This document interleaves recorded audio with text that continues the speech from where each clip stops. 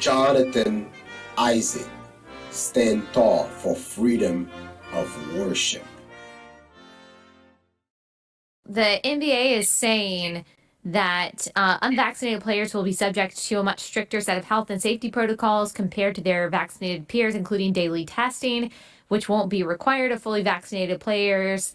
And then the league will continue its strict regulations this season for unvaccinated players. And then says, if you have to miss any games because you're not vaccinated in a certain city that requires it, you won't get paid for those game. So is that something that I guess you're just taking into stride and doing everything you can to kind of abide by your own conscience, but also, submit to the regulations that are being put in place?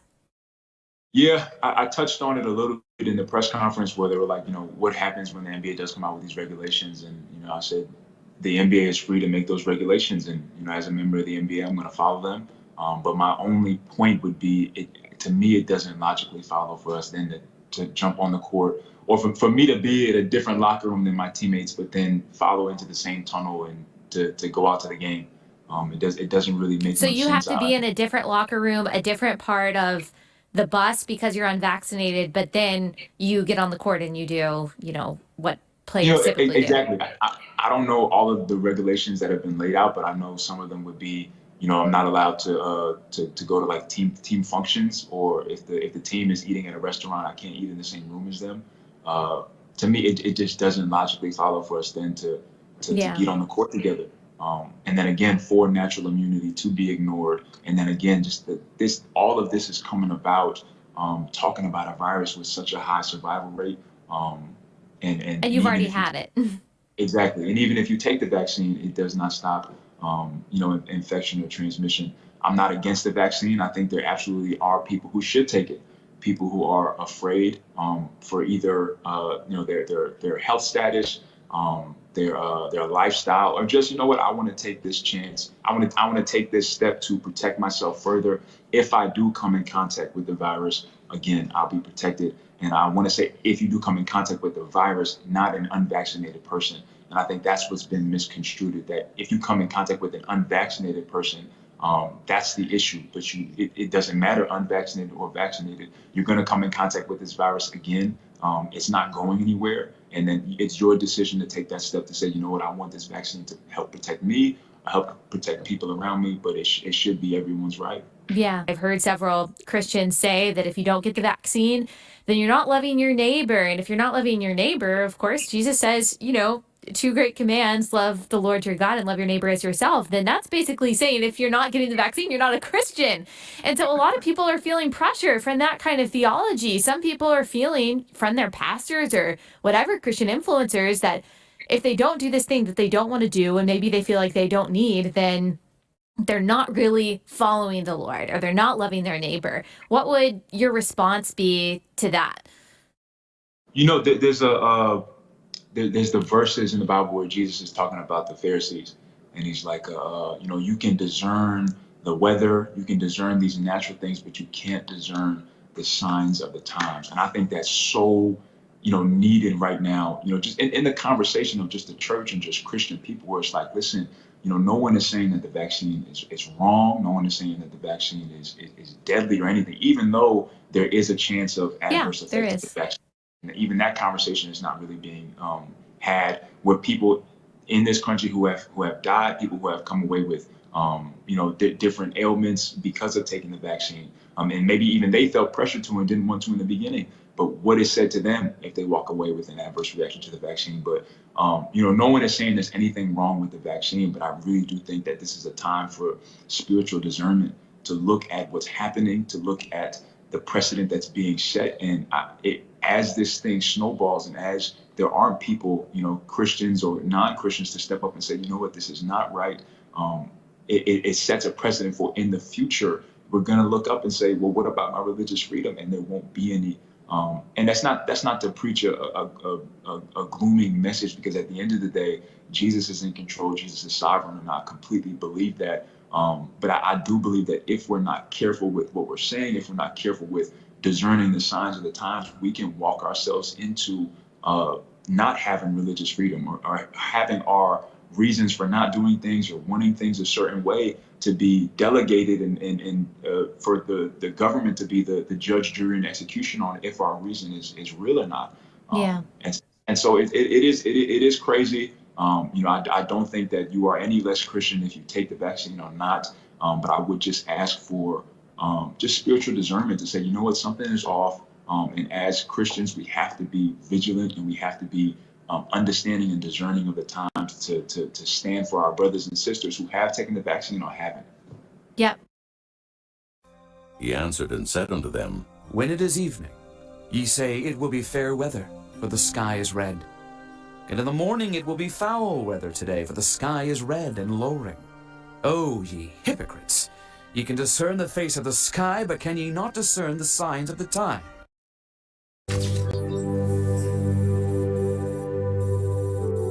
Dr. Anthony Fauci is America's top medical advisor. I found a scientific paper he wrote in 2012, where he argued the benefits of gain-of-function research were worth the risk of a pandemic. In total, American agencies funded 65 research projects at the Wuhan Institute of Virology. So you don't want to go to Hoboken, New Jersey, or to Fairfax, Virginia, to be studying the bat-human interface that might lead to an outbreak. So you go to China. By their own admission, the Great Reset aims to use all the tools of COVID suppression, such as lockdowns, curfews, and enforced business closures, and adapt them to the so-called crisis of climate change. Remember, this isn't me saying that we are going to switch from the COVID crisis to the climate crisis. This is them saying it again and again and again. Now is the historical moment, the time, not only to fight the real virus, but to shape the system. We have a unique but rapidly shrinking window of opportunity to learn lessons and reset ourselves on a more sustainable path. It is an opportunity we have never had before and may never have again. So we must use all the levers we have at our disposal, knowing that each and every one of us has a vital role to play. What is it that would make it so that history would look at this crisis as the great opportunity for reset? The Great Reset is a welcome recognition that this human tragedy must be a wake-up call. We're not going to be here for much long because of the climate crisis. We only have a few months left. I love that you support the Green Deal, but it's not getting rid of fossil fuel. It's not going to solve the problem fast enough. A Swedish professor saying, we can eat dead people, but that's not fast enough. So I think your next campaign slogan has to be this: we got to start eating babies. We don't have enough time. There's too much CO2. All of you, you're a pollutant. Too much CO2. We have to start now, please. You are so great. I'm so happy that you're really supporting the Green Deal, but it's not enough. Even if we would bomb Russia, we still have too many people, too much pollution. So we have to get rid of the babies. That's a big problem. Just stopping having babies is not enough. We need to eat the babies. And this is very serious. Please give a response. Thank you. No, thank you. We'll go ahead. Okay. No, we'll go ahead. It's so no. Yeah, no. Thank you. So I think so one of the things that's very important to us is that we need to treat the climate crisis with the urgency that it does present. Luckily, we have more than a few months. We do need to hit net zero in several years. But I think we all need to understand that there are a lot of solutions that we have and that we can pursue, and that if we act in a positive way, there's space for hope. We are never beyond hope. What I'm about to say, but it's true. For those who are in the middle class, and a lot of people, in my opinion, a lot of people are going to be put out of the middle class, and they're going to be shunted into poverty over the course of the remaining decades of the century. And the reason for that is because of creeping Marxism. We have Marxism, which is antithetical to our capitalist economy. We have Marxism creeping in to our society. In fact, it's no longer creeping. It basically has kicked in the door, and it's in the house now, and is rampaging. Case in point, we've got an organization called the World Business Council for Sustainable Development. Now, they're down in D.C. talking to your congressmen. They're talking to your senators. They probably got the ear of the President of the United States. And they're talking about climate lockdowns. They're saying that shifting Arctic ice, raging wildfires in western U.S. states and elsewhere, and methane leaks in the North Sea are all warning signs that we are approaching a tipping point on climate change, when protecting the future of civilization will require dramatic intervention. They continue. Under a climate lockdown, governments would limit private vehicle use, ban consumption of red meat, you heard that right, they're going to tell you what you can eat and when you can eat it, and impose extreme, their word, energy-saving measures, while fossil fuel companies would have to stop drilling. We've already seen that. To avoid such a scenario, we must overhaul our economic structures and do capitalism differently. We invite all businesses, large and small, and individuals to join us as stewards for inclusive capitalism by going to our website, agreeing the principles, and making your own commitments to inclusive capitalism. Please join us. Thank you.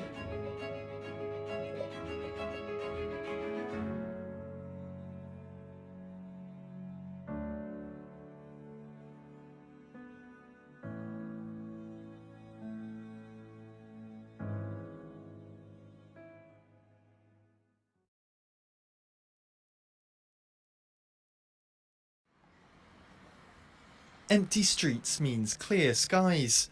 According to a report by Nature Climate Change, global CO2 emissions could drop by up to 7% this year if restrictions and social distancing measures persist, the sharpest decline since the end of World War II. Reduced transport and industrial activity meant that on one day in April, the drop in CO2 was around 17% compared to the same time last year. The researchers warned, however, that the change is likely only temporary. The social trauma of confinement and associated changes could alter the future trajectory in unpredictable ways, but social responses alone would not drive the deep and sustained reductions needed to reach net zero emissions. Some experts have suggested the pandemic could speed up a transition to renewables. But many fossil fuel companies are benefiting from multi-trillion-dollar rescue packages, particularly in the US. Under the 2015 Paris Climate Treaty, nearly 200 nations pledged to try and limit global warming to below 1.5 degrees Celsius. The UN says emissions must fall by more than 7.5% every year this decade to reach this target, in line with the drop predicted in 2020 if coronavirus restrictions continue all year.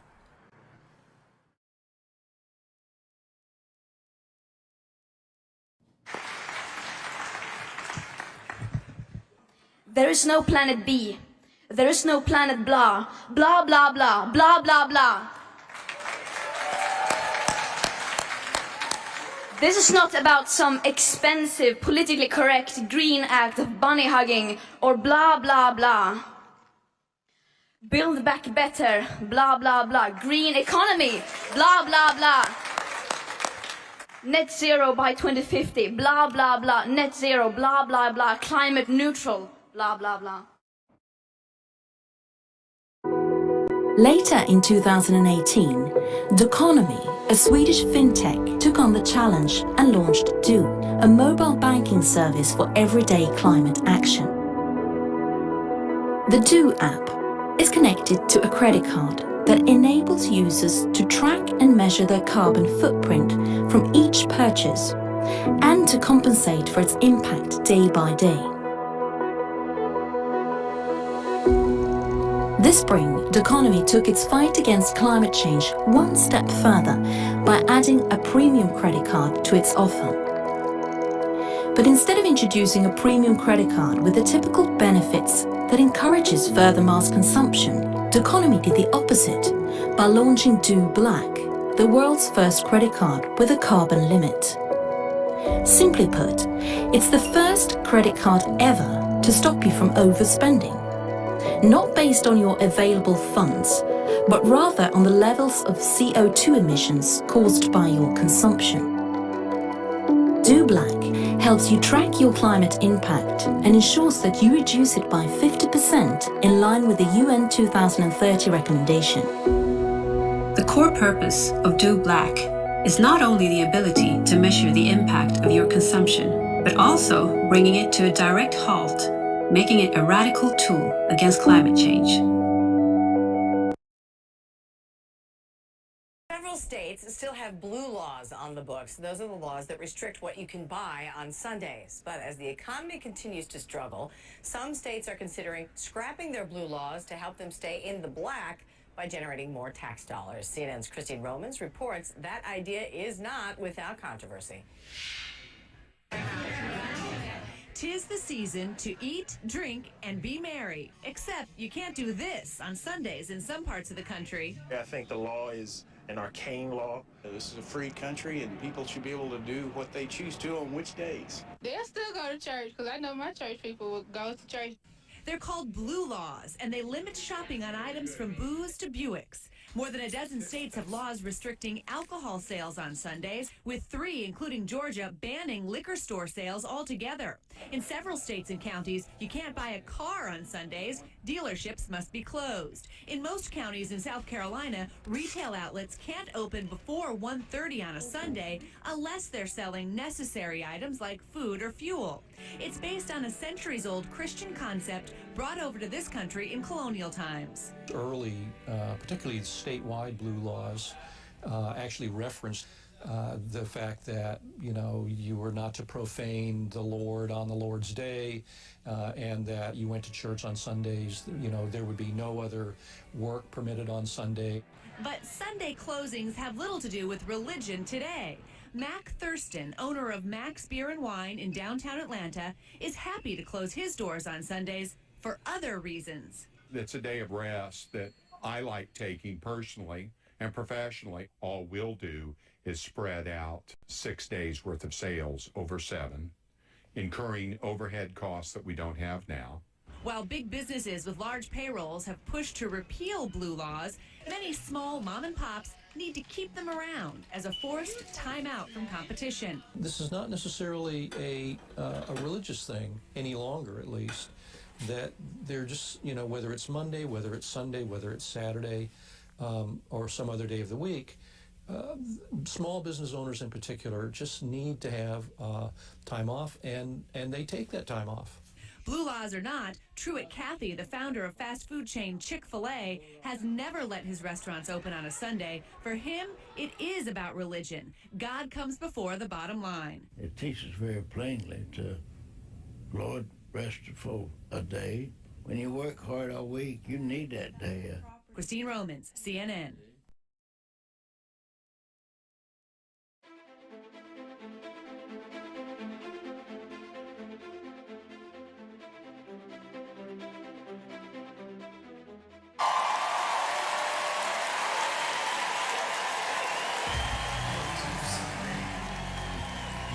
Chick-fil-A, close on Sunday. You're my Chick-fil-A. Hold the selfies, put the gram away. Get your family, y'all hold hands and pray.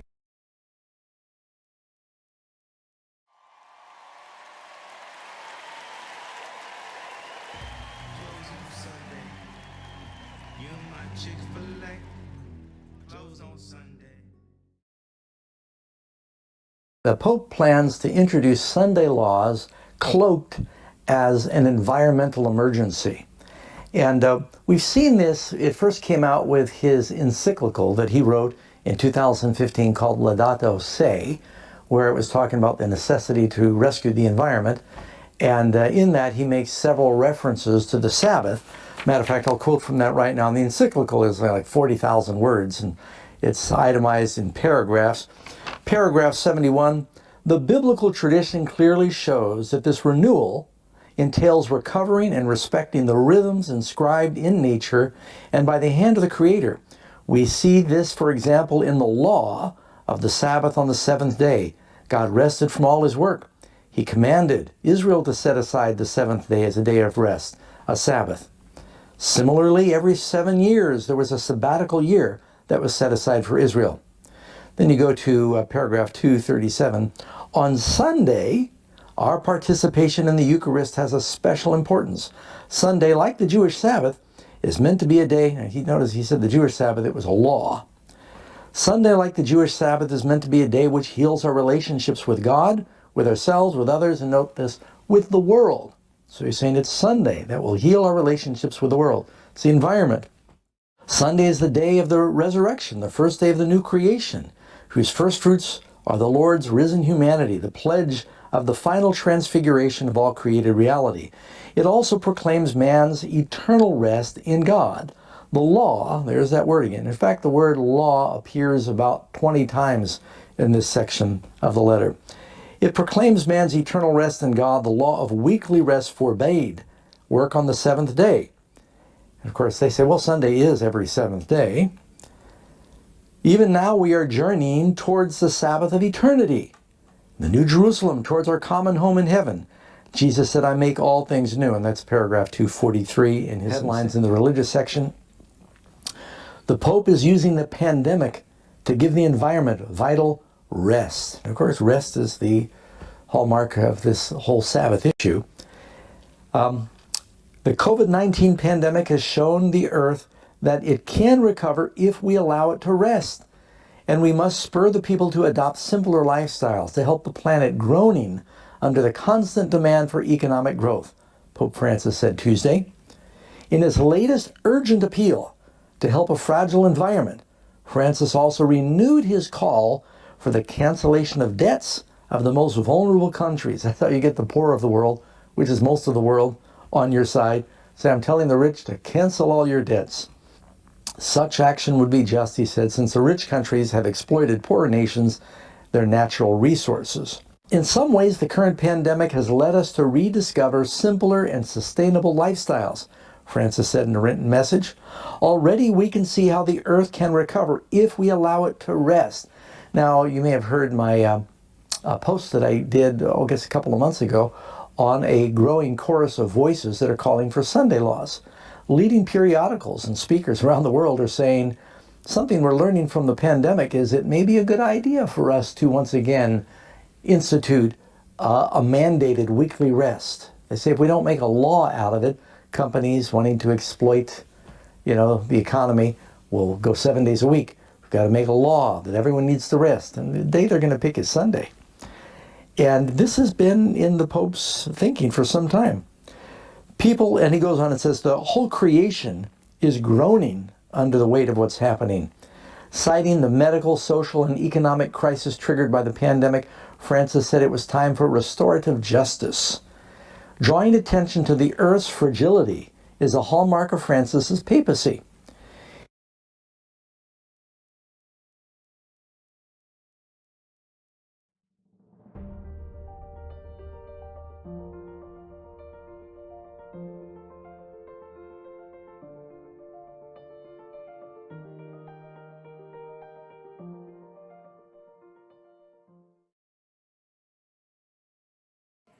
And I believe that's something that needs to be fixed. There's a challenge for you. So the protest has been over for 15 years. And I get a bit cheeky here because I challenge my Protestant pastor friends. If there is no more protest, how can there be a Protestant church?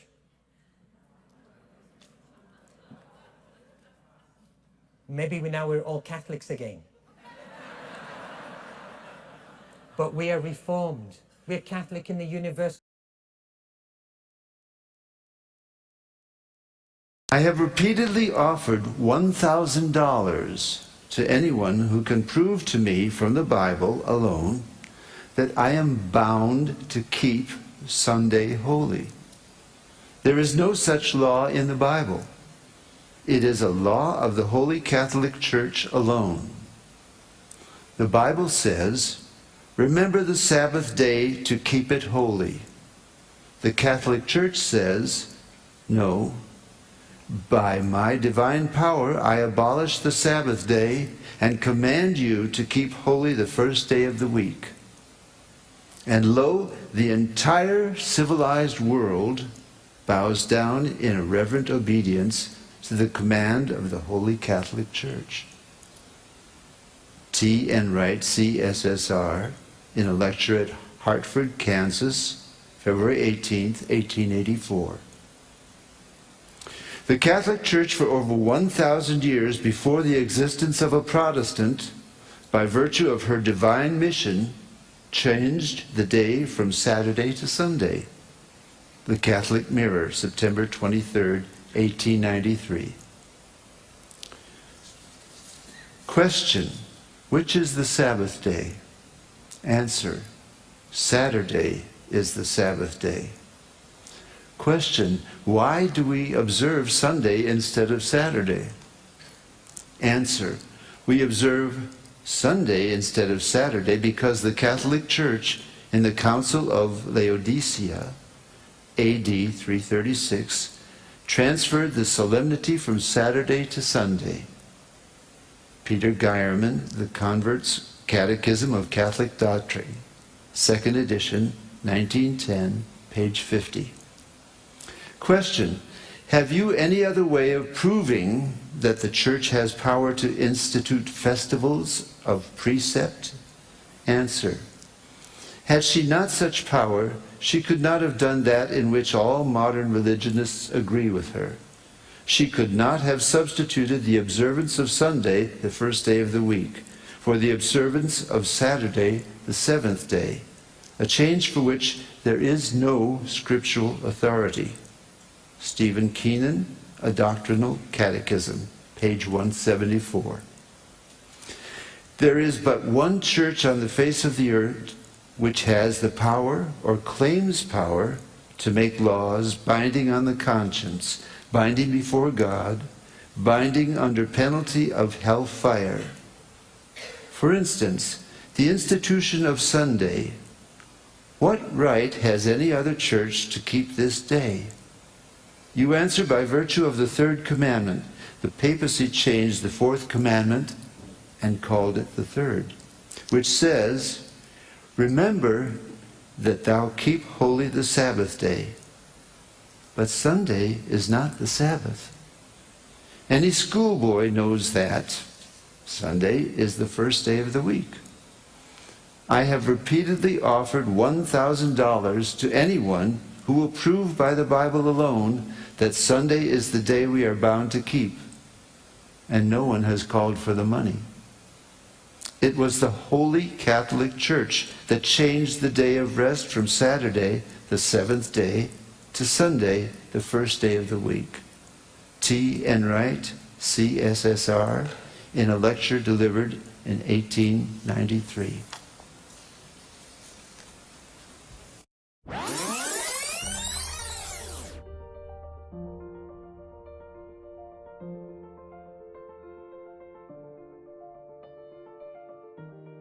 The Sunday movement is now making its way in darkness. The leaders are concealing the true issue, and many who unite in the movement do not themselves see whither the undercurrent is tending. Its professions are mild and apparently Christian, but when it shall speak, it will reveal the spirit of the dragon. First question is, do you believe that climate change is man-made? I definitely believe that man has played a significant role in it, yeah. Now, do you believe that climate change is man-made? I feel like it could be possible, yeah. Okay. I feel like we could play a role in it, yeah. Okay. Yeah. Do you believe that climate change is man-made? I believe that a great portion of it is man-made and that we have to do something about it. And one of the concepts would be to have mandatory forced closings on Sunday so that not only could families spend time together, but that it would actually also lower greenhouse gases. Would you support something like that? Yeah, I guess I would. Yeah. You would? Yeah. Yeah, I definitely would. Let me ask you a question. Would you support a law that mandated that all factories and businesses and shopping centers and things like that be closed one day a week to reduce greenhouse gases around the world? I think I would have to know more of the details of it, but that certainly sounds like a good idea to me. I'm in favor of reducing climate change. So Would you feel comfortable that it would be that a law would be put in place making it the law of the land that this was mandatory? Would I feel comfortable? I guess, yeah. If it's gonna help the climate change, then yeah, of course I'd be okay with it. And would you support it if it was compulsory? In other words, if they mandated that everybody had to do it? Yes, I would. Okay. So even if it went against, say, their religious conscience, they would still have to abide by it. Okay. Okay. Okay. I mean, I think the environment is more important. I think that in terms of laws with fines, I think that some monetary penalty might be useful to enforce that. So if the Pope pushed for a one day of the week, Sunday, to have a mandatory closure, would you be in support of that? On a Sunday? Sure, most businesses are closed anyway on a Sunday, so that would be the natural day that you would target if you were going to go down that path. So if a decision was made to have all the pollution factories and all this kind of stuff shut down one day a week, what day of the week would you choose? Definitely Sunday, I think. Sunday. Now, if the thought was put out there that one day a week would be selected to let the land rest or let the environment rest, which is in the Pope's encyclical, what day of the week do you think that would be? I would hope for Sunday. If you were going to pick a day when everything would have to be closed to lower greenhouse emissions, what day would it be? Sunday. A 1 day a week of rest for the environment, what day do you think would be chosen? Well, I think the natural choice would probably be Sunday. So, the papacy delivers the encyclical to our Senate. And so now our government is being briefed on a law that is soon to come, possibly. And when the Pope comes, he's not trying to force his encyclical in his speech to the Senate or the American people. All that is being made in backroom deals, just like everything else that's done up there. And the people that you're interviewing, they are very in support of this because they see that this is something that the Pope is championing the environment, and they see this as something wonderful for the environment. Most of those that have a say support it, and here's why. In Congress, you have two parties. We have basically a two-party system, Republicans and Democrats. And the Democrat Party is supported in a large way by labor unions. And the Republican Party, in a large way, is supported by evangelical Christians. And so here's what you have. Labor unions support a Sunday law because they want the union workers to be able to have more time off. So it's advantageous for union employees to have a Sunday law. Evangelical Christians support a Sunday law because they believe that the nation is going down the tubes because people aren't going to church. Catholics support a Sunday law because it's an idea that initiated with the Pope. And finally, environmentalists that want to see greenhouse gases and the environment healed would support a Sunday law because it would lower greenhouse gases. So you see these four groups here, which are the movers and shakers that are lobbying Congress on all these different things, and they all support a Sunday law. That the authority of church and state is to dominate the conscience, and the triumph of Rome in this country is assured. God's word has given warning of the impending danger. Let this be unheeded, and the Protestant world will learn what the purposes of Rome really are, only when it is too late to escape the snare. She is silently growing into power. Her doctrines are exerting their influence in legislative halls, in the churches, and in the hearts of men. There's nothing quite as eloquent as faith in the flames. Wouldn't you like to have a faith like that? A totally committed faith? A faith that will stand tall when the times get tough? Well, it's available to each of us. God wants to develop this strong faith within you. Faith developed as we make Jesus and His Word the center of our lives is a faith that will stand the test of the end times. If you spend time with God, quality time communicating with Him, a committed faith will result. If you spend time looking at Jesus as your Savior and Lord, an unyielding faith will result. Let's decide ahead of time that we'll develop a relationship with God based on a real trust. A trust that He knows best. A trust that He'll see us through the end times. It's really rather simple. The 3 Hebrews didn't bow down to that golden image because they were already bowing to someone else.